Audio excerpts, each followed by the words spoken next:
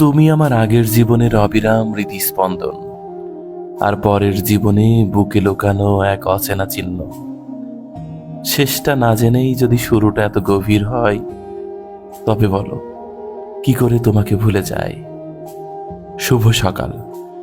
আজ শুক্রবার, পবিত্র জুম্মাবার, 13ই ফেব্রুয়ারি 2026 খ্রিস্টাব্দ, 30শে মাঘ 1432 বঙ্গাব্দ, 24শে শাবান 1447 হিজরি।